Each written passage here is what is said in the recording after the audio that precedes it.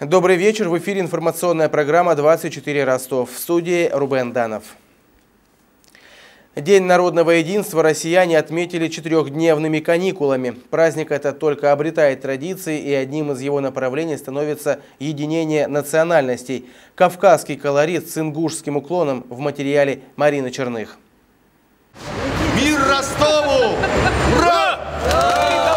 Выпуск голубей в знак мира и согласия не совсем традиционное начало дней ингушской культуры на Дону. Но и сам праздник раньше проводился не в День народного единства, хотя именно он для этого самый подходящий. В числе 150 национальностей в Ростове более 1500 ингушей. Ворота Кавказа, говорю, начинается с Ростова. Это и знак того, что и Ингушетия в едином пространстве Северо-Кавказском.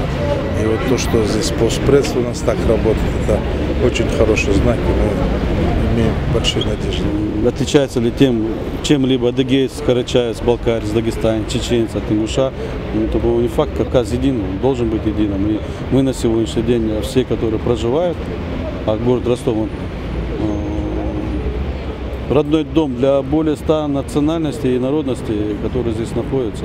И мы живем, уважаем друг друга и будем жить так же. Мы должны делать все возможное, по крайней мере в Ростове надо, чтобы он был любим, краше, и чтобы люди были счастливы. В этот день ингуши получали многочисленные поздравления, как почтовые, так и личные. Не обошлось и без награждения тех, кто в течение года помогал и поддерживал нацию.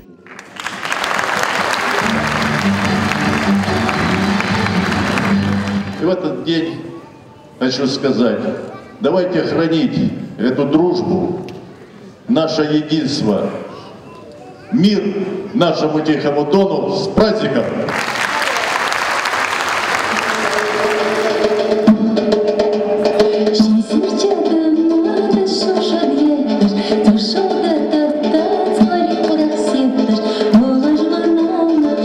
Для представителей ингушского народа, официальных делегаций республики, руководителей диаспор и землячеств Дона, собравшихся в зале ДК «Россельмаш», выступили звезды ингушской эстрады, народные артисты Республик Кавказа и местные коллективы с кавказским колоритом.